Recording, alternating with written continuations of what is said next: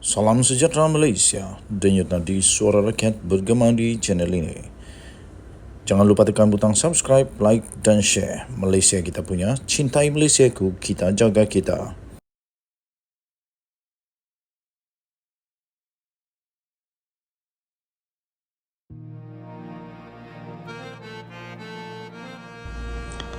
Salam sejahtera Malaysia, denyut nadi suara rakyat bergema di channel ini. Berita terkini baru diterima daripada sabudin.com.net. Tun Mahathir sengaja mahu PN kala PRN. 4 Julai 2023, sabudin.com.net. Beberapa tulisan Tun Mahathir Mohamad kebelakangan ini, jika diteliti dengan jelas, membawa maksud mengajak orang Melayu memusuhi orang bukan Melayu. Selain melakukan serangan kepada DAP yang disokong oleh 90% pengundi bukan Melayu dengan dakwaan mahu menguasai negara ini. Kalau diperhatikan pula tulisan yang menggambarkan pendirian terbarunya sejak hilang deposit dan sejak Anwar Ibrahim menjadi Perdana Menteri sekarang ini, begitu jauh berbeza dengan pendirian ketika beliau menjadi Perdana Menteri selama 22 tahun dan kemudian ketika menjadi Perdana Menteri selama 22 bulan lagi melalui sokongan PH pada 2018 hingga 2020 yang lalu. Sebagaimana poket yang berubah boleh menjadi manusia berubah. Hilang kuasa, hilang deposit dan sakit hati kepada musuh yang kini menjadi Perdana Menteri. Rupa-rupanya turut mengubah hampir sebahagian besar pendirian Tun Mahathir adalah antara dahulu dan sekarang. Jika dulu beliau benar-benar dilihat sebagai pemimpin berjiwa Malaysia dengan tiada masalah langsung terhadap kemajmukan kaum di negara ini sambil sering mengajak perpaduan antara kaum, kini semuanya sudah berubah. Pernah menerima sokongan DAP untuk menjadi Perdana Menteri buat kali kedua, kemudian tanpa segan memuji DAP lebih baik daripada MCA kerana bermesyuarat dalam bahasa Melayu serta menyanyikan lagu kebangsaan. Kini tuduhan beliau ialah DAP dan kaum pendatang kononnya mahu menguasai negara ini. Ingin Malaysia menjadi negara berbilang kaum dan agama rasmi Islam diganti dengan negara sekular, negara yang tidak ada agama rasmi. Orang Melayu yang tertutup dan terhad pergaulannya barangkali akan mudah terpengaruh serta seronok dengan tulisan Tun Mahathir yang sering dengan perjuangan proklamasi orang Melayu yang kini dilaung-laungkannya itu.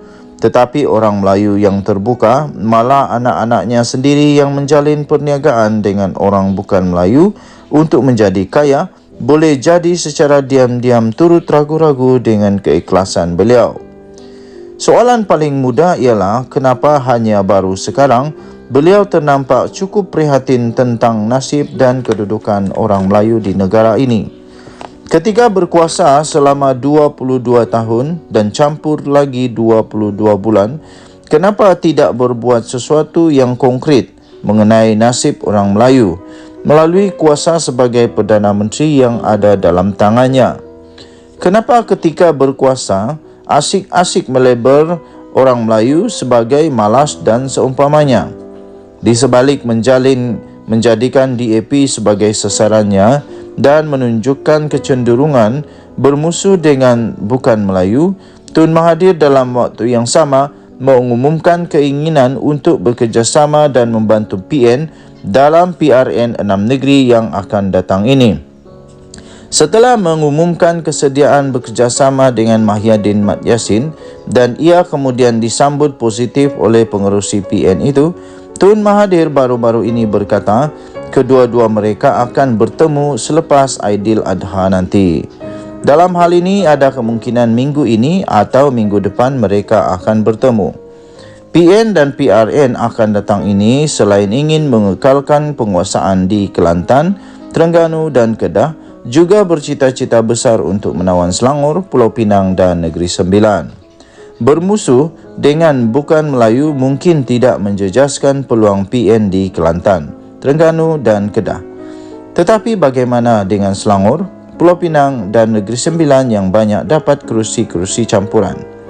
Bagaimana pengundi bukan Melayu mahu menyokong PN yang disokong oleh Tun Mahathir yang jelas bermusuhan dengan mereka? Tidakkah dengan PN menerima sokongan daripada Tun Mahathir akan menjadikan pengundi bukan Melayu lebih menjauhi gabungan tersebut? Tidakkah juga serangan dan api permusuhan yang dimarakkan oleh Tun Mahathir akan menjadikan pengundi bukan Melayu lebih kuat menentang DAP dan tidak sama sekali menyokong gerakan, satu-satunya komponen dalam PN untuk segmen pengundi bukan Melayu? Ataukah Tun Mahathir memang sengaja bersikap lebih resis dan bermusuh dengan bukan Melayu sambil menyokong PN kerana tidak mahu PN menang di Selangor, Pulau Pinang dan Negeri Sembilan disebabkan masih ada dendam tersemat dalam hati kecilnya terhadap Mahyadin yang pernah menjatuhkannya sebagai Perdana Menteri melalui langkah Sheraton dan kemudian memecatnya daripada Bersatu sebelum ini? Ditulis oleh Sabuddin Husin 4 Julai 2023. Denyut nadi suara rakyat bergema di channel ini. Jangan lupa tekan butang subscribe, like dan share. Malaysia kita punya, cintai Malaysia ku, kita jaga kita. Bye-bye. Salam sejahtera Malaysia. Denyut nadi suara rakyat bergema di channel ini. Jangan lupa tekan butang subscribe, like dan share. Malaysia kita punya, cintai Malaysia ku, kita jaga kita.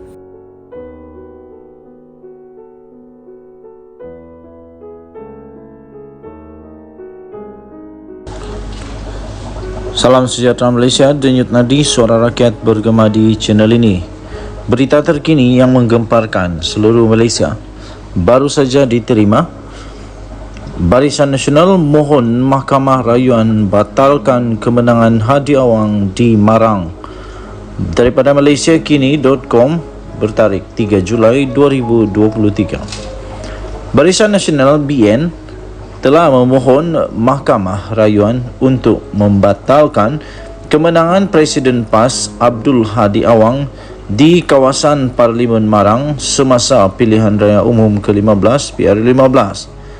Peguam Mohamed Baharudin Mohamed Arif berkata, calon BN bagi kawasan itu iaitu Jasmira Osman pada 28 Jun yang lalu telah pun memfailkan rayuan terhadap keputusan Mahkamah Pilihan Raya di Kuala Terengganu sehari sebelum itu. Pada 27 Jun, Hakim Mahkamah Tinggi Mahkamah Tinggi Kuala Terengganu, Hassan Abdul Ghani telah menolak petisyen pilihan raya daripada Jasmira dan memerintahkan pempetisyen membayar kos RM50,000 kepada Hadi. Media sebelum ini melaporkan petisyen itu difailkan pada 3 Januari di Mahkamah Tinggi Kuala Lumpur mengikut Akta Kesalahan Pilihan Raya 1954. Pengerusi UMNO Terengganu Ahmad Said dilaporkan berkata, antara perkara yang dibangkitkan dalam petisyen itu melibatkan dakwaan PAS telah merasuah pengundi dengan mengagihkan bantuan kewangan daripada kerajaan negeri melalui inisiatif iPension, iBelia dan iStudent antara 15 dan 17 November tahun lepas menjelang PR15. Semasa PR15, Hadi mengekalkan kerusinya dengan majoriti 41,729 undi, menewaskan 3 calon lain, Jasmira dan Azhar Abdul Syukur PH dan Zarawi Sulung Pejuang. Selain Marang, BN juga telah memfailkan petisyen pilihan raya bagi mencabar keputusan PR15 untuk kerusi Kuala Terengganu, Kemaman, Gua Musang, Putrajaya, Masjid Tanah dan Segamat. BN menang petisyen pilihan raya untuk membatalkan keputusan PR15 di Kuala Terengganu, membabitkan ahli parlimennya Ahmad Amzad Hashim. Bagaimanapun, BN tidak berjaya dalam petisyen di pilihan raya untuk Parlimen Putrajaya. Denyut nadi suara rakyat bergema di channel ini. Jangan lupa tekan butang subscribe, like dan share. Malaysia kita punya, cintai Malaysia aku, kita jaga kita. Bye-bye. Salam sejahtera Malaysia. Denyut nadi suara rakyat bergema di channel ini. Jangan lupa tekan butang subscribe, like dan share. Malaysia kita punya, cintai Malaysia aku, kita jaga kita.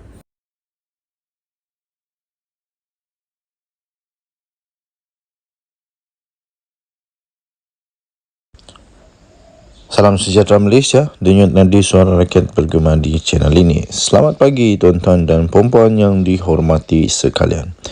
Berita terkini yang amat mengejutkan seluruh Malaysia. Anwar rela disiasat jika didapati terlibat rasuah. 30 Jun 2023 daripada sinarharian.com.my. Berita penuh. Permatang Pau. Perdana Menteri Datuk Seri Anwar Ibrahim bersedia untuk memberi kerjasama termasuklah untuk disiasat oleh mana-mana pihak berkuasa sekiranya beliau didapati terlibat dalam kes rasuah. Anwar berkata, selama 7 bulan diberikan amanah untuk mentadbir negara, tiada satu pun kepentingan pun diberikan kepada keluarganya. Kata Datuk Seri Anwar Ibrahim, kalau kata saya terlibat dalam kes rasuah, gunakan wang untuk mengayahkan Wan Azizah atau untuk Nurul Izzah dan anak-anak itu boleh bawa lapor kepada pihak berkuasa. Katanya ketika beliau berucap pada satu kenduri kurban di Masjid Jamek An-Nur di Guak Perahu di seberang Perai Tengah dekat sini.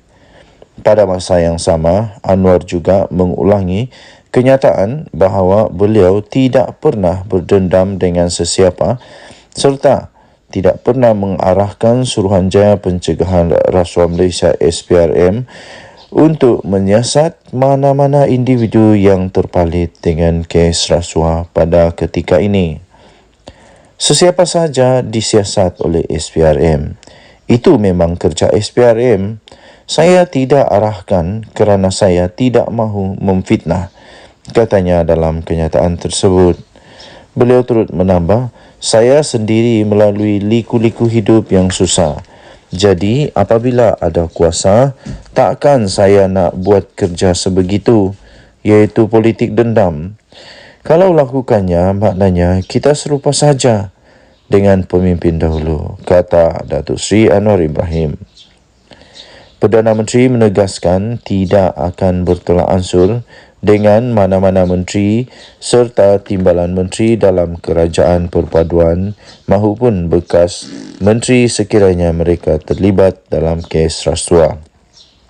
Menurutnya, dalam perkara itu, semua badan penguat kuasa seperti SPRM, Lembaga Hasil Dalam Negeri LHDN, Bank Negara dan Polis Diraja Malaysia PDRM telah diarahkan untuk menjalankan tanggungjawab dengan tegas dan berani dalam kes rasuah. Anwar berkata komitmennya untuk membentas amalan rasuah diterima baik dan tidak pernah dibantah oleh setiap parti dalam kerajaan perpaduan. Ini termasuk segala perancangan untuk setiap pembangunan di negara ini. Dalam kerajaan ada UMNO, Barisan Nasional, DAP, GRS, Gabungan Rakyat Sabah dan GPS, Gabungan Parti Sarawak. Belum pernah saya dapat sekalipun apa-apa bantahan daripada mereka sama ada untuk pembangunan umat Islam, tata kelola dan benteras rasuah. Katanya lagi, saya dengar bantahan dari luar sahaja. Tidak hadapi masalah sebab kita melakukan perbincangan. Maka berilah peluang kita mentadbir negara ini kerana ia hampir rosak. Siapa jadi menteri dan semua kaya raya itu kena tukar, kata Anwar. Denyut nadi suara rakyat bergema di channel ini. Jangan lupa untuk tekan butang subscribe, like dan share. Malaysia kita punya, cintai Malaysia aku, kita jaga kita. Kita jumpa lagi. Bye-bye.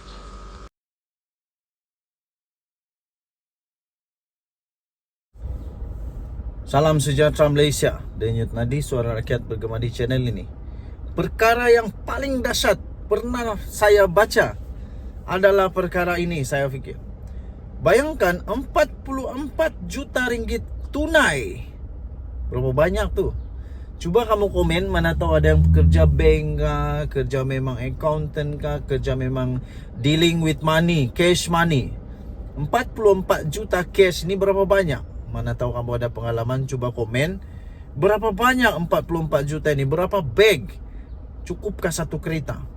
Tapi memang betul, pelik tapi benar. Tapi ini sudah terjadi. 44 juta ringgit Malaysia cash ditemui di pejabat, di rumah bekas seorang pengarah Jabatan Air Negeri Sabah. Aduh, patutlah di kampung kami tiada air. Patutlah banyak kampung tidak ada air. Rupanya ramai orang pencuri. Aduh, pencuri. Tapi kita tak tahulah. Kita belum tahu lagi dia ni pencuri ke tidak. Tapi yang jumpa ni 44 juta ringgit ditemui di pejabat dan rumah. Kenapa ada 44 juta ringgit di pejabat dan di rumah? Kenapa yang tak kasih masuk dalam bank? Apa yang takut? Mahkamah Seksyen di Kota Kinabalu diberitahu bahawa wang tunai melebihi 44 juta ringgit. Punya banyak. Gila, nak buat apa dengan 44 juta ringgit tunai ni? Ditemui di pejabat dan di rumah. Di pejabat pun ada, di rumah pun ada bekas pengarah Jabatan Air Sabah JANS, iaitu Awang Muhammad Tahir Muhammad Talib. Perkara itu dimaklumkan oleh Ketua Pasukan Serbuan nombor 8 Hishamuddin Muhammad Esa, 49 tahun, semasa pemeriksaan oleh Timbalan Pendakwa Raya DPP Mahadi Abdul Jumaat. Hishamuddin memberikan keterangan itu sebagai saksi pendakwaan ke-40 di hadapan Hakim Abu Bakar Manat dalam perbicaraan untuk skandal rasuah terbesar di Sabah itu. Beliau berkata lebih 23 juta tunai ditemui semasa di serbuan di pejabat Awang Tahir, AG Tahir, pada 4 Oktober 2016 di Wisma Muiz. Bayangkan di pejabat ada 23 juta ringgit. Aduh, banyaknya. Yang hairan di pejabat tu, staf dia tidak tahu kah? Macam mana duit 23 juta itu ada di pejabat? Waktu orang bagi duit itu orang tidak nampak kah? Ini lagi syok. RM62.500 ditemui dalam beg bertanda Tahir di meja Awang Tahir. 62,000 di meja. Wang tunai selebihnya ditemui di 3 lokasi lain di dalam bilik pantry. Di pantry, di sofa dengan 3 tempat duduk, kabinet TV serta kabinet kayu. Katanya sambil menambah bilik pantry itu di belakang, berada di belakang meja Awang Tahir. Beliau turut memberi keterangan bahawa setiap bungkusan wang di antara RM50,000 dan RM100,000 dan hanya Awang Tahir yang mempunyai akses ke bilik pantry di pejabatnya. Bilik pantry itu adalah bilik dengan papan tanda go away di pintunya, di mana timbunan wang tunai dipercayai ditemui dan dirampas oleh Suruhanjaya Pencegahan Rasuah Malaysia. Hishamuddin turut memberitahu pada hari yang sama lebih kurang ataupun lebih daripada 21 juta ringgit ditemui ketika pasukannya menyerbu rumah Awang Tahir di Sembulan. Menjawab satu soalan lain, beliau berkata lebih 8 juta ringgit ditemui dalam sebuah bilik di tingkat 3 rumah itu. Beliau turut berkata 86 jam tangan berjenama dan mewah serta 921 barang kemas turut ditemui di rumah berkenaan. Saksi itu selanjutnya memberi keterangan bahawa pasukannya kemudian menemui wang tunai 9 juta ringgit dan 4 juta ringgit Malaysia masing-masing di dalam kereta Mazda dan Mercedes-Benz. Kira-kira 9 juta ringgit ditemui dalam sebuah kereta Mazda. Wang itu dimasukkan ke dalam beberapa beg yang disimpan di dalam bonet kereta. Ketika itu kereta diparkir tidak jauh dari pagar rumah yang diletakkan di luar pagar rumah. Sebanyak 4 juta ringgit lagi ditemui di dalam sebuah Mercedes-Benz. Wang itu dimasukkan ke dalam beg dan dimasukkan ke dalam bonet kereta, katanya. Dahsyat tak dahsyat? Sila komen. Dengan Nadi, Suara Rakyat bergema di channel ini. Bye-bye.